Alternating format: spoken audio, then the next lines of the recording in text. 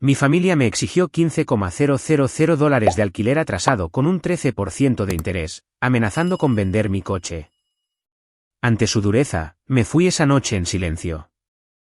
Una semana después, mi hermana y tío me contactaron desesperados, mis padres gritaban y lloraban. Mi nombre es Chloe Harrison. Tenía 29 años cuando mi padre, Richard, arrojó una factura grapada sobre la mesa de la cena como si estuviera entregando una orden judicial en lugar del pastel de carne. Le debes a esta familia $15,000 en alquiler atrasado, dijo, golpeando la página con 2 dedos. Y vas a pagar cada centavo o te vas. Mi madre, Susan, ni siquiera parecía avergonzada. Levantó su copa de vino y añadió, ahora cobramos intereses, 13% mensual, como un propietario real. Mi hermana Tiffany se rió con tantas ganas que casi deja caer su teléfono. El puntaje de crédito de Chloe está a punto de volverse negativo, dijo, ya escribiendo, con los pulgares volando como si no pudiera esperar para contárselo a alguien. Luego, mi padre deslizó una segunda hoja. Un plan de pago, columnas ordenadas, fechas de vencimiento, multas. Los primeros $1,500 vencen el sábado, dijo.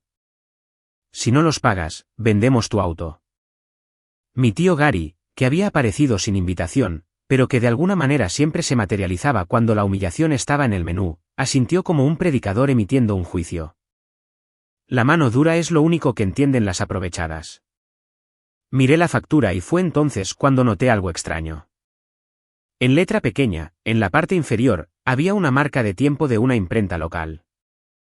El documento había sido impreso 13 días antes, mucho antes de que yo siquiera hubiera metido mis cajas de vuelta en esa casa. No habían reaccionado a mi regreso a casa. Lo habían planeado. Habían puesto la mesa, invitado a mi tío, ensayado sus líneas y esperado a que me sentara para poder convertir la cena familiar en una emboscada. No grité. Esa fue la parte que más les molestó.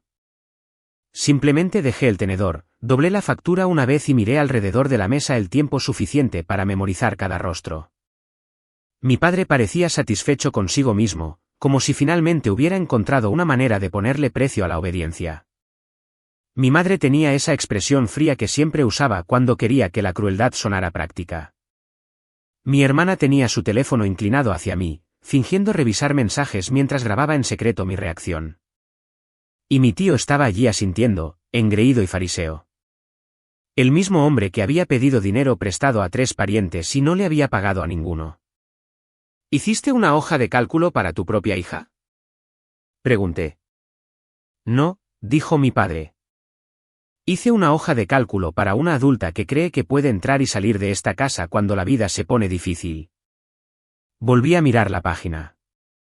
Alquiler, servicios públicos, tarifa por molestias, ajuste por atraso, recargo por estrés emocional. Literalmente había inventado cargos solo para hacer que el número llegara a 15,000. Estrés emocional, repetí. Mi madre se inclinó hacia adelante. ¿Tienes idea del estrés que le has causado a esta familia a lo largo de los años? Tiffany bufó. Sinceramente, debería estar agradecida de que papá no le facture por mes. Luego publicó algo en su historia privada e inclinó la pantalla lo suficiente para que yo pudiera ver la descripción. La mantenida volvió a casa, jajaja. Eso debió doler menos de lo que dolió. Pero hay algo especialmente podrido en ver a tu propia hermana convertir tu peor momento en desprecio. Me levanté y me llevé la factura. Siéntate, ladró mi padre. No hemos terminado. No, le dije. Ustedes sí. Arriba, fui a la habitación que solía ser mía. La mayoría de mis cosas viejas habían desaparecido. La estantería que construí en la escuela secundaria había sido sacada. Faltaba la foto enmarcada del trofeo de debate. Y sobre el retrato familiar que colgaba cerca del pasillo, alguien había dibujado una X roja en mi cara con un marcador de pizarra. No era permanente, pero era deliberado. La crueldad temporal sigue siendo crueldad. Miré esa foto y me golpeó un recuerdo tan fuerte que casi me hace caer de rodillas. Cuando tenía 16 años, el negocio de contratista de mi padre casi colapsó después de que hizo presupuestos muy bajos para 2 trabajos y fue demandado por materiales defectuosos de un proveedor. Mis padres estuvieron a 3 semanas de no poder pagar la hipoteca. Vendí mi computadora portátil, la que necesitaba para la escuela, además de la cámara para la que había ahorrado durante 2 veranos. A mis amigos les dije que me la habían robado. Le entregué el dinero a mi madre en el estacionamiento de un supermercado para que papá no se sintiera castrado.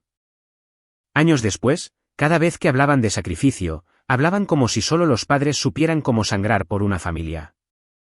Nunca mencionaron a la niña que renunció a las herramientas de su futuro para que las luces siguieran encendidas. Y ahora esas mismas personas me estaban cobrando un 13% de interés mensual como si fuera una extraña morosa. Cuando volví a bajar con mi bolsa de lona, mi padre bloqueó la puerta principal. ¿A dónde crees que vas?, preguntó. Afuera, dije. Hasta que decidas si quieres una hija o una inquilina. Mi madre se cruzó de brazos. Si te vas esta noche, no esperes volver y fingir que no pasó nada. Eso casi me hizo reír. ¿Fingir? Habían impreso mi humillación con casi 2 semanas de anticipación. Toda la farsa había sido de ellos. Mi hermana se apoyó contra la pared y dijo, «Estás siendo dramática. Todo el mundo paga alquiler». «Entonces tú primero», le dije. Su sonrisa desapareció. «¿Qué?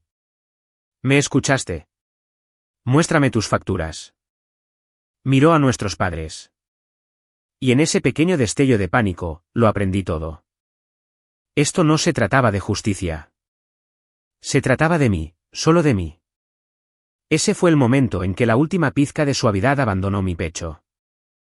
Cuando tus padres te convierten en un huésped que paga mientras protegen a la hija que se burla de ti, ¿te quedas callada para mantener la paz, o finalmente aprendes que la paz construida sobre la humillación no es paz en absoluto? Salí sin decir una palabra más. Dormí en mi auto la primera noche en el estacionamiento de un supermercado, luego conseguí una semana en un hotel de estadía prolongada usando puntos que había ahorrado para unas vacaciones que nunca tomé. Para la mañana, los había bloqueado a todos, excepto para llamadas de emergencia. Para la tarde, también había hecho algo más. Llamé a Jessica Hayes, mi amiga más antigua, y la única persona que conocía la versión de mí que existía antes de que mi familia comenzara a reescribir la historia de quién era yo. Jessica se reunió conmigo después del trabajo en un restaurante abierto las 24 horas cerca de la enero del 77. El tipo de lugar con menús pegajosos, café quemado y la privacidad de personas demasiado cansadas para escuchar a escondidas. Le conté todo, desde la factura y la marca de tiempo hasta la pequeña maniobra de Tiffany en las redes sociales. Ella no interrumpió. Solo escuchó. Entrecerrando los ojos como siempre lo hacía cuando sabía que yo estaba minimizando lo mucho que me habían lastimado. No estallaron, dijo cuando terminé. Lo escenificaron. Lo sé. Y eligieron el número antes de que siquiera llegaras. Lo sé. Se recostó. Entonces deja de tratar esto como un malentendido familiar. Es un juego de poder premeditado. Esa oración me golpeó fuerte porque era verdad. Todavía les estaba dando el lenguaje del dolor cuando lo que ellos realmente habían usado era estrategia. Jessica trabajaba en cumplimiento normativo para una cooperativa de crédito regional, y a diferencia de mí, nunca suavizaba los hechos desagradables. ¿Quieres mi opinión honesta?, preguntó. Sí. No discutas de sentimientos con personas que solo respetan las ventajas. Deslizó una servilleta hacia mí y golpeó el bolígrafo entre nosotras. Empieza a escribir cada mentira.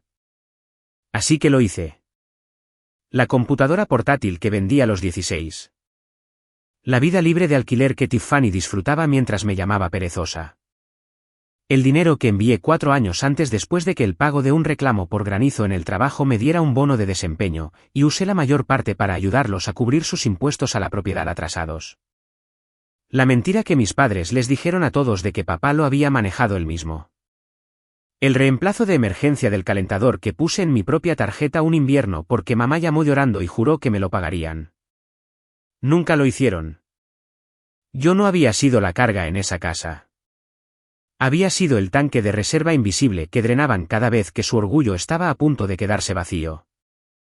Jessica me vio escribir durante 10 minutos, luego preguntó, ¿cuánto te deben realmente?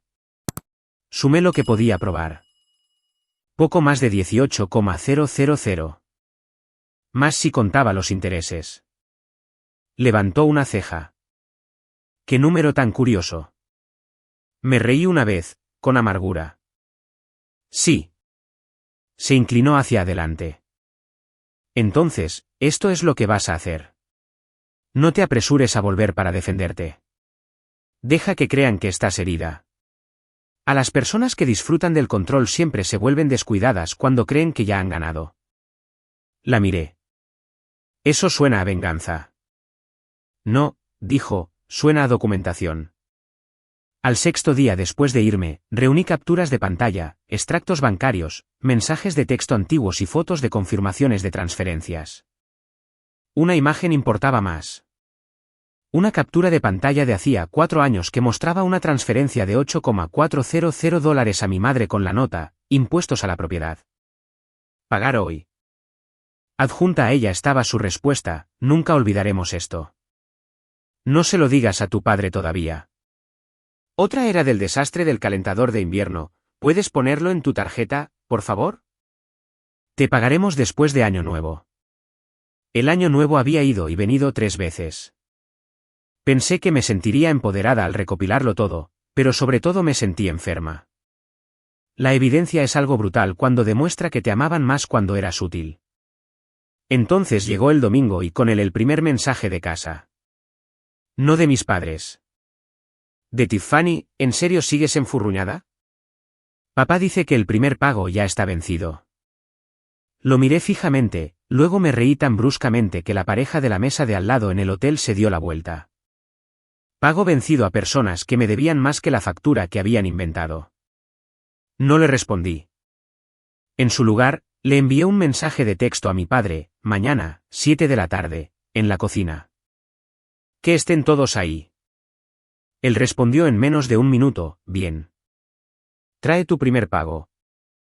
Jessica leyó eso por encima de mi hombro y dijo, perfecto. Todavía creen que están dirigiendo la reunión. A la noche siguiente, entré a esa casa vistiendo mi ropa de trabajo, pantalones de vestir azul marino, blusa blanca, gafete en la cintura, porque quería que vieran exactamente lo que habían llamado inútil. Mi padre, Richard Harrison, estaba sentado a la cabecera de la mesa. Mi madre, Susan, a su lado. Mi hermana Tiffany frente a mí con esa expresión de aburrimiento que la gente usa cuando cree que alguien más está a punto de disculparse. Mi tío Gary estaba allí de nuevo porque aparentemente ninguna emboscada familiar estaba completa sin audiencia. Mi padre extendió la mano hacia mí. ¿El sobre?, preguntó. Puse una carpeta en su lugar. No exactamente. Frunció el ceño. ¿Qué es esto? Documentación, dije. Durante los primeros 10 minutos, nadie habló excepto yo. Expuse recibos de transferencias, capturas de pantalla, fechas, facturas y mensajes. Les mostré el pago de impuestos a la propiedad, el cargo del calentador, 2 transferencias para ponernos al día con los servicios públicos.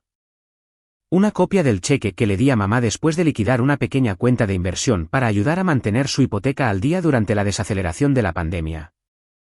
Luego coloqué la última página en el centro de la mesa, una hoja de cálculo impecable, esta vez mía, enumerando cada dólar que había aportado a esa casa durante 7 años. Gran total, $18,240. Susan palideció primero. Richard intentó usar la ira antes de intentar la negación. Esto es manipulador, espetó. No, le dije. Lo que fue manipulador fue imprimir una deuda falsa antes de que yo siquiera me mudara. Eso lo atrapó. Sus ojos cayeron a la esquina de su propia factura donde la marca de tiempo de la imprenta todavía estaba asentada como una confesión. Tiffany dejó de sonreír.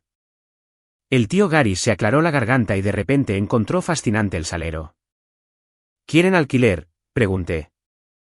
Bien, hablemos de números. Pero antes de que cobren un solo dólar de mí, quiero una declaración firmada reconociendo que he rescatado repetidamente a este hogar financieramente mientras he sido tratada públicamente como una carga. Susan finalmente encontró su voz. No puedes obligar a tus padres a firmar algo así. No, dije con calma. Pero puedo obligar a que la realidad entre a la habitación. Deslicé 2 copias impresas sobre la mesa. Jessica me había ayudado a redactarlas. Nada dramático, solo hechos, fechas, cantidades, reconocimiento de asistencia financiera previa, reconocimiento de que el reclamo de alquiler de $15,000 no tenía base de contrato y ningún acuerdo escrito previo. Mi padre se rió, pero sonó débil. ¿Crees que vas a avergonzarnos con papeleo? No, dije. Creo que he terminado de ser la única en esta familia de la que se espera que trague la vergüenza en silencio. Tiffany murmuró, esto es una locura. Me volví hacia ella. Publicaste sobre mí, ¿verdad? Su mandíbula se apretó. Así que adelante. Publica esto también. El silencio cayó sobre la mesa como una trampilla. ¿Alguna vez has salvado a personas que luego intentaron facturarte tu propio amor como si fuera una deuda? Porque si lo has hecho, entonces ya sabes que la parte más fea no es el dinero, es el sentido de derecho que tienen sobre ti. Después de un largo minuto, mi madre firmó primero. La vergüenza hace que algunas personas se ablanden. En su caso, solo la hizo temblar. Mi padre firmó porque pensó que al firmar terminaría la humillación más rápido. No fue así. Tomé las páginas, las volví a colocar en mi carpeta y me levanté. El tío Gary hizo la pregunta que ninguno de ellos quería decir en voz alta, entonces, ¿y ahora qué? Los miré a los 4 y respondí honestamente, ahora viven con lo que intentaron hacer. Estaba a medio camino de la puerta cuando mi padre dijo, ¿de verdad te vas a ir por un papeleo? Me detuve. No. Me voy porque mi familia confundió el tener acceso a mí, con ser dueños de mí. Los dejé con eso. Si la historia hubiera terminado ahí, habría sido lo suficientemente dolorosa. Pero no fue así, porque exactamente una semana después de la noche en que mi padre me exigió $15,000 en alquiler falso, mi teléfono explotó a la 1:30 de la madrugada. La primera llamada fue de Tiffany. La ignoré. Luego vinieron 3 más. Luego un buzón de voz. Luego un mensaje de texto.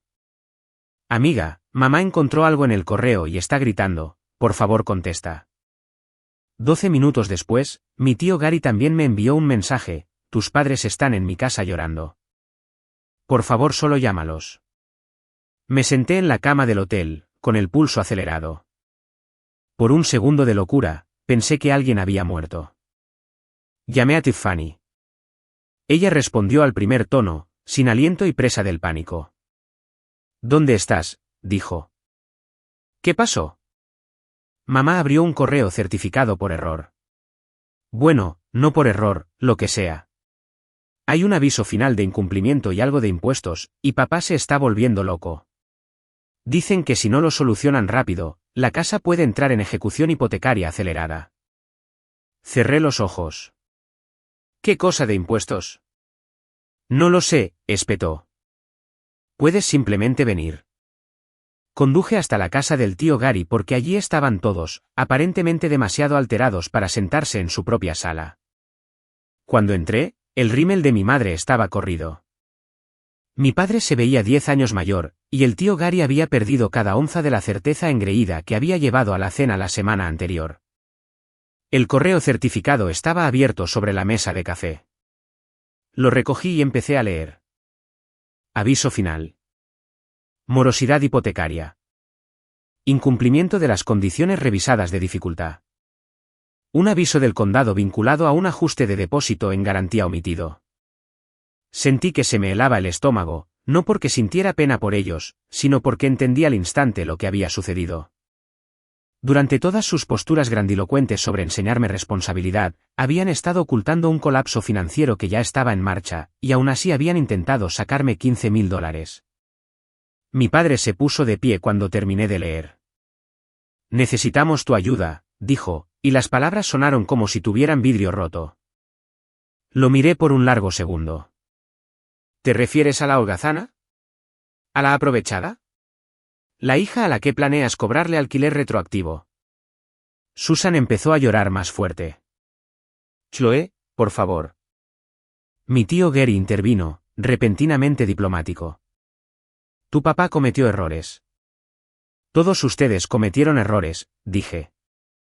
Algunos de ustedes los usaron como entretenimiento. Tiffany miró hacia abajo. Bien. Que le duela. Luego mi madre dijo algo que casi me hizo reír por el puro descaro. Estábamos tratando de empujarte a ser responsable porque sabíamos que las cosas estaban mal. O sea que me estaban extorsionando como herramienta de enseñanza, pregunté. Nadie respondió. La habitación olía a café rancio y pánico. Mi padre finalmente bajó la voz. Dinos qué hacer. Y ahí estaba. No una disculpa, sino una transferencia de trabajo. Querían que yo entrara al fuego, hiciera el trabajo de adultos y salvara a las mismas personas que acababan de intentar enterrarme bajo una deuda inventada. Una parte de mí quería dejarlos allí y dejar que las consecuencias se presentaran por sí mismas. Pero otra parte de mí, más aguda ahora, más fría, se dio cuenta de algo importante. Ayudarlos no tenía por qué significar salvarlos de todo. Podía significar guiar el proceso, estructurar el resultado, elegir exactamente cómo llegaría la rendición de cuentas. Revisaré los documentos, dije. Mi madre extendió la mano hacia la mía. Di un paso atrás antes de que me tocara. No confundan acceso con perdón. Extendí los papeles sobre la mesa de la cocina de Gary y empecé a hacer preguntas reales. ¿Cuándo fue el último pago completo de la hipoteca? ¿Habían omitido el depósito en garantía? ¿Habían pedido prestado contra algo? ¿Habían ignorado los avisos de conciliación de impuestos del condado? Mi padre mintió 2 veces en los primeros 5 minutos. Lo supe porque los números no coincidían con los extractos. Basta, le dije. Si me mientes una vez más, me voy. Tragó saliva y finalmente dijo la verdad. Su negocio había estado perdiendo dinero durante meses. Mi madre había sacado dinero silenciosamente de una cuenta de ahorros que se suponía debía cubrir las brechas del seguro y nunca lo repuso. Y aquí estaba el detalle que lo cambiaba todo. Habían ocultado casi $20,000 en una cuenta separada, no para salvar la casa, sino para crear un colchón de despegue para que Tiffany se mudara a Atlanta. Dinero para la niña de oro. No para la hipoteca, no para los impuestos, no para el techo de todos. Tiffany miraba al suelo como si deseara poder desaparecer. ¿Tenían 20,000? Pregunté. Susan susurró, no fue tan simple. Es exactamente así de simple. Me volví hacia Tiffany. ¿Lo sabías? No respondió lo suficientemente rápido. Esa fue respuesta suficiente. Debería decirles esto claramente, el momento en que descubrí que tenían dinero apartado mientras intentaban facturarme alquiler atrasado falso, todo lo que quedaba de mi instinto de protegerlos desapareció limpiamente. Cuando las personas que te traicionan empiezan a suplicar, ¿las rescatas porque todavía tienes corazón? ¿O los dejas probar el miedo con el que se sentían tan cómodos alimentándote? No conocía la respuesta moral perfecta. Solo conocía la mía.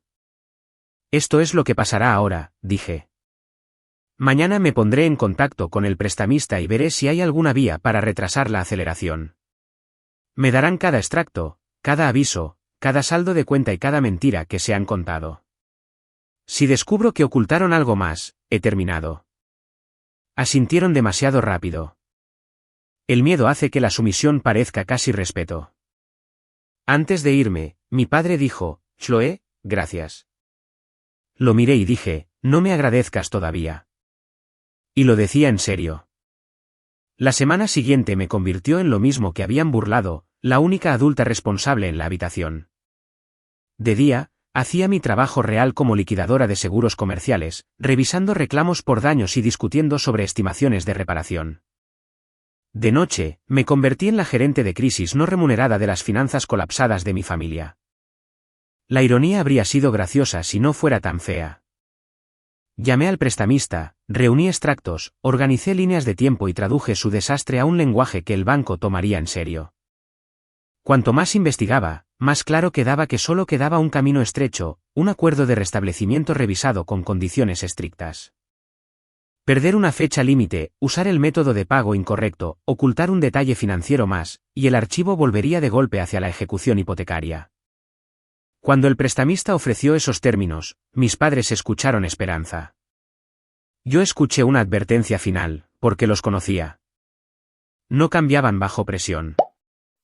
Solo actuaban como si hubieran cambiado el tiempo suficiente para escapar de las consecuencias. Así que tomé una decisión. No suavicé la verdad por ellos. Expliqué lo que tenía que explicarse, pero dejé la gravedad exactamente donde pertenecía. Mi padre escuchó, todavía tenemos una oportunidad. Yo escuché, el próximo error acaba con esto. En el viaje de regreso a casa, mi madre seguía diciendo, nos salvaste. Le dije, no. Les compré tiempo. Esa noche, mi padre sugirió que empezáramos de cero. Lo que en mi familia solía significar fingir que la memoria era el verdadero problema. Acepté ir a cenar de todos modos porque Jessica me había dicho, déjalos hablar mientras todavía piensen que sobrevivir los hace inocentes. Así que grabé la conversación. Con el estofado y el telado, comenzaron a reescribirse a sí mismos en tiempo real. Mi madre dijo que el estrés los había vuelto duros. Mi padre dijo que todos habían dicho cosas que no sentían. Tiffany murmuró que todo se había salido de control. Los dejé hablar y luego hice una pregunta sencilla, ¿alguno de ustedes creyó realmente que yo debía 15,000 en alquiler atrasado? Silencio. Luego, finalmente, mi padre admitió, no. Seguí adelante. ¿Habían preparado la factura antes de que yo regresara a casa? Sí. ¿El objetivo era presionarme para que cubriera sus problemas financieros? En parte. ¿Tiffany pagaba alquiler? No. ¿Todos sabían que había dinero escondido mientras me exigían dinero a mí? Sí. Escucharlos admitirlo no me sanó. Me dio claridad. Hay una diferencia.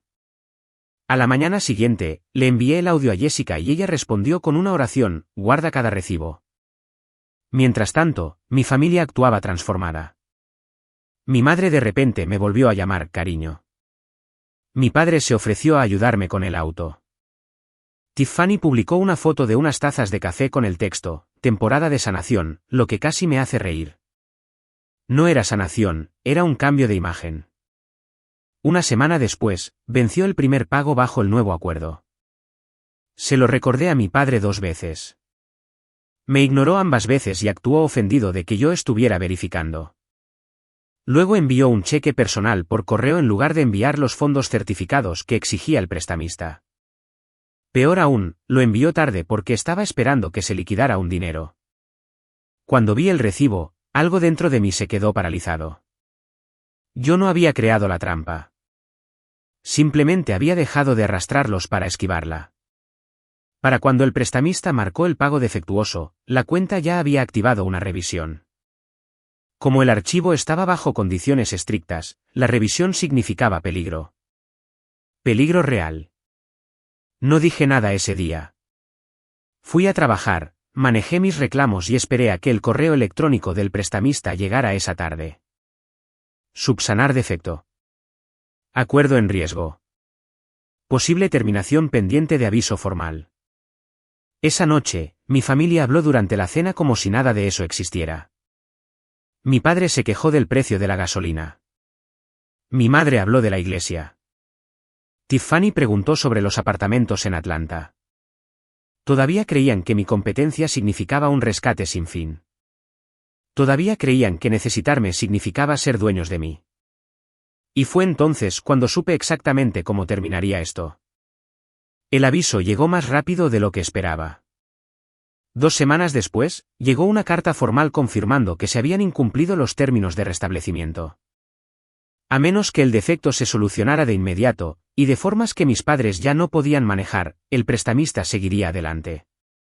Leí el aviso sola en mi auto antes de entrar. Luego me quedé sentada allí durante 5 minutos haciéndome una pregunta honesta, ¿realmente iba a dejar que esto sucediera? La respuesta fue más simple de lo que quería. Yo no iba a dejar que sucediera. Ellos lo estaban haciendo. Yo simplemente había terminado de interponerme entre ellos y las consecuencias. Cuando entré a la casa, el pánico ya estaba en el aire. Mi padre caminaba de un lado a otro. Mi madre claramente había estado llorando. Y Tiffany estaba con los brazos cruzados, como si estar a la defensiva pudiera de alguna manera funcionar como estrategia. En el segundo en que mi padre me vio, estalló. «Tú sabías que esto era serio. Te dije que el pago tenía que ser exacto». «Me trataste como si te estuviera insultando cuando te lo recordé», dije. «Deberías habérmelo recordado de nuevo», gritó. Me reí antes de poder detenerme. «Así que la hija a la que intentaron extorsionar debería haber sido más maternal con ustedes». Mi madre intervino con su habitual voz temblorosa, pero la interrumpí. Tiffany golpeó la palma de la mano contra la encimera y dijo que todo esto había empeorado porque yo había convertido todo en un asunto de justicia. Luego dijo que si yo simplemente hubiera pagado lo que papá había exigido en primer lugar, tal vez nada de esto habría sucedido. Ese fue el momento en que supe que ella no había aprendido absolutamente nada. Los miré a todos y lo dije claramente. Papá escondió la crisis hipotecaria. Mamá ayudó a redactar una factura de alquiler falsa. Tiffany se burló de mí y publicó sobre mí. El tío Gary me llamó holgazana. Y después de que los ayudé, de alguna manera me culpaban por el colapso que ellos mismos crearon. Nadie tuvo respuesta. Mi padre intentó la vieja frase, después de todo lo que hicimos por ti, y yo lo corté sacando el reconocimiento firmado de todo lo que había pagado para ayudar a ese hogar a lo largo de los años. Le dije que esa frase había expirado. La habitación se quedó en silencio después de eso. Supo entonces, tal vez por primera vez, que el chantaje emocional ya no funcionaba. Mientras discutían y lloraban, mi teléfono vibró en mi bolsillo. Era el prestamista confirmando que los pasos formales de aceleración comenzarían dentro de los 30 días sin una solución certificada inmediata. Ese era el verdadero plazo final. Solo yo sabía lo cerca que ya estaba el precipicio. Unos minutos después, mi madre me miró con una esperanza desesperada y susurró, ¿puedes arreglar esto? Pensé en la factura falsa, en los ahorros ocultos, en la décima roja sobre mi cara en el retrato familiar y en la forma en que seguían llamando amor a mi trabajo solo cuando lo necesitaban. Luego le dije la verdad. No, dije. No de la manera que crees. Esa noche, me llevé el resto de mis cosas para siempre. Antes de salir, me detuve en el pasillo y miré el retrato familiar por última vez. Alguien había limpiado el marcador de mi cara. Demasiado tarde. Algunas manchas no se quedan en las fotografías. Se quedan en las personas. 30 días después, me paré en la calle de enfrente y vi cómo se fijaba el aviso del alguacil en la puerta principal de la casa donde había crecido. Desde donde estaba, el papel parecía casi ingrávido. Es extraño cómo las consecuencias que destruyen a una familia pueden llegar en una sola hoja. Un mes antes, podría haber dicho que nunca quise que terminara así. Pero para entonces, entendía algo mejor. Esto no se trataba realmente de lo que yo quería. Se trataba de causa y efecto. Mis padres habían pasado años enseñándome que las acciones tienen consecuencias. Simplemente nunca imaginaron que la lección volvería a ellos. Una vez que el cronograma de aceleración se volvió definitivo, las llamadas comenzaron de nuevo. Mi madre lloró.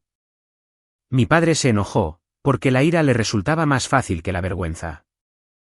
Tiffany entró en pánico porque el miedo finalmente había consumido su arrogancia. Ignoré la primera ronda, luego respondí a la segunda. Mi madre suplicó por un contacto, una alternativa, cualquier cosa. Le dije que no. Mi padre me acusó de dejarles perder la casa. Le dije que ellos la habían perdido. Yo solo había dejado de mentir sobre quién conducía el colapso. 2 días después, Tiffany apareció en mi oficina y le pidió a la recepcionista que dijera que era una emergencia familiar.